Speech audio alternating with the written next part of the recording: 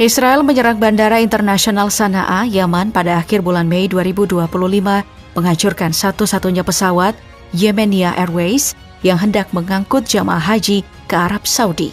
Serangan ini terjadi sehari setelah Houthi menembakkan 2 rudal balistik ke arah Israel.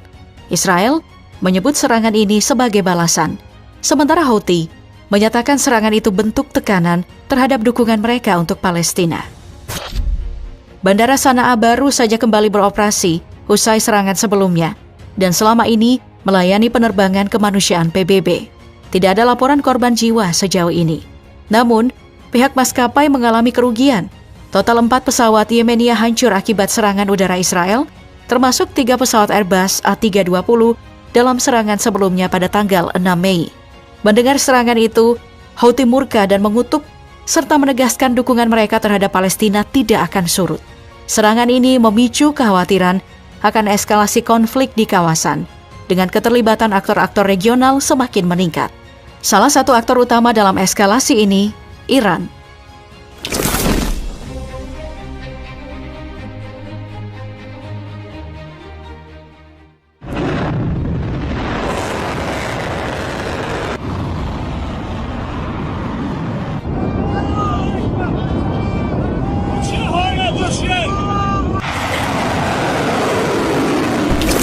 Dalam kondisi seperti ini, Iran tak tinggal diam. Negara yang punya pengaruh besar di kawasan ini memilih menunjukkan taringnya melalui inovasi militer terbaru.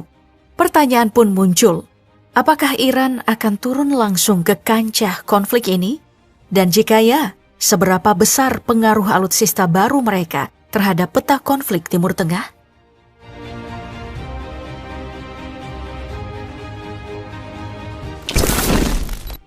Iran baru saja memperkenalkan rudal balistik generasi terbaru bernama Qasim Basir. Dan ini bukan rudal biasa. Dengan jangkauan hingga 1.200 km dan kemampuan manuver yang tinggi, rudal ini dirancang untuk melewati pertahanan paling canggih sekalipun, termasuk sistem THAAD milik Amerika Serikat.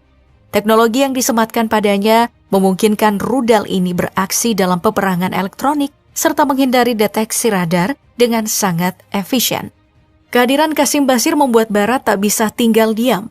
Reaksi penuh kecemasan pun muncul, apalagi mengingat posisi Iran sebagai pendukung utama jaringan poros perlawanan.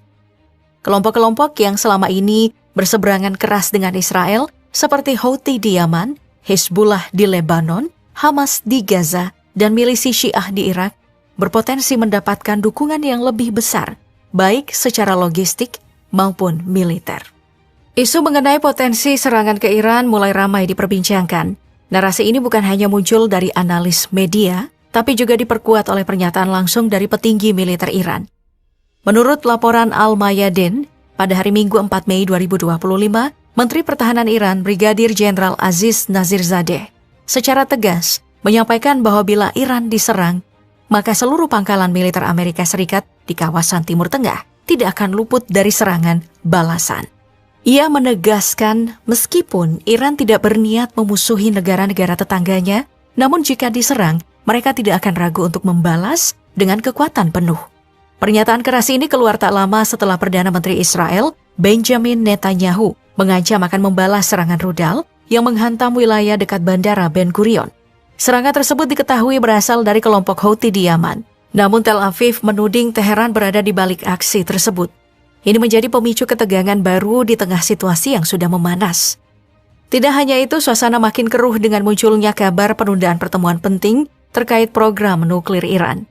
Putaran keempat pembicaraan antara Iran dan Amerika Serikat yang semula direncanakan berlangsung pada 3 Mei di Roma terpaksa ditunda. Menteri Luar Negeri Oman, Badr bin Hamad Al-Busaidi, yang memfasilitasi perundingan tersebut, menyampaikan bahwa penundaan terjadi karena alasan teknis dan logistik. Ia menambahkan bahwa jadwal baru akan diumumkan setelah kedua pihak sepakat. Namun di sisi lain, pernyataan berbeda datang dari Departemen Luar Negeri Amerika Serikat.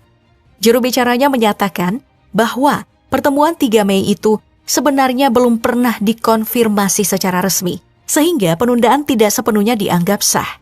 Yang jelas, penundaan ini muncul di tengah naiknya tensi politik, apalagi setelah Washington kembali menjatuhkan sanksi kepada sejumlah perusahaan yang terlibat dalam perdagangan minyak Iran.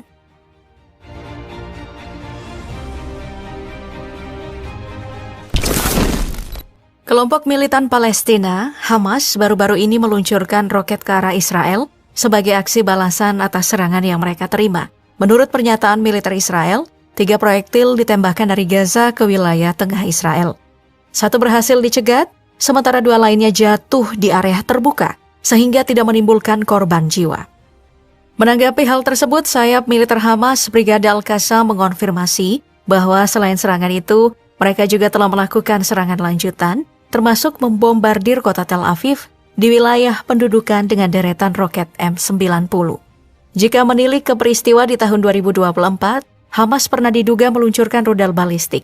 Komando Pusat Militer Amerika Serikat mencatat bahwa pada hari Sabtu 20 Januari 2024, pukul 18.30 waktu Baghdad, beberapa rudal dan roket diduga ditembakkan ke pangkalan militer Ain al-Assad di Irak Barat. Meski dugaan tersebut belum sepenuhnya divalidasi, indikasi penggunaan rudal balistik oleh Hamas menjadi sorotan penting saat itu.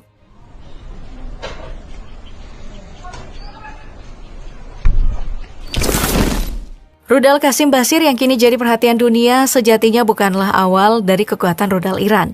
Negara ini telah lama mengembangkan sistem persenjataan balistik yang beberapa kali digunakan dalam konflik nyata. Salah satu momen penting terjadi pada Oktober 2024, ketika Garda Revolusi Iran melancarkan hujan rudal ke wilayah Israel. Serangan besar-besaran itu menurut laporan kantor berita Fars merupakan aksi balasan.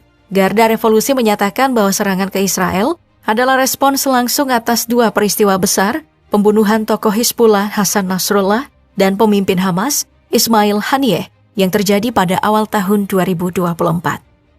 Dalam serangan terbaru ke wilayah Israel, Iran diketahui menggunakan rudal hypersonic buatan dalam negeri yang diberi nama Fatah 1. Ini adalah pertama kalinya rudal tersebut digunakan dalam medan tempur. Garda Revolusi Iran mengklaim bahwa 90% dari rudal yang diluncurkan itu berhasil menghantam target di Israel. Fatah merupakan rudal hypersonic pertama buatan lokal Iran dan baru diperkenalkan di tahun 2023. Menurut keterangan militer Iran, senjata ini mampu melesat hingga 15 kali kecepatan suara dan dirancang untuk menghancurkan sistem pertahanan musuh secara presisi.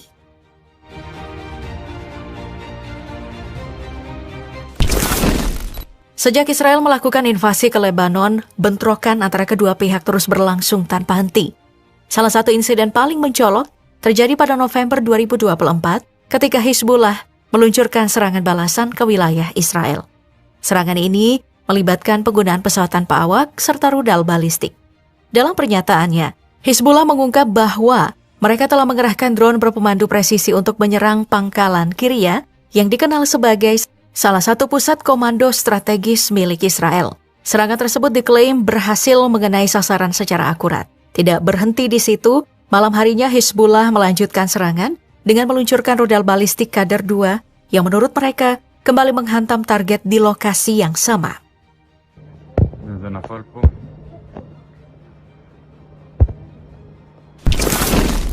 Kelompok Houthi dari Yaman juga terus melancarkan serangan ke Israel dan kali ini kembali menggunakan rudal balistik. Pada Minggu 4 Mei 2025, sebuah rudal yang ditembakkan dari wilayah Yaman menghantam area sekitar Bandara Internasional Ben Gurion.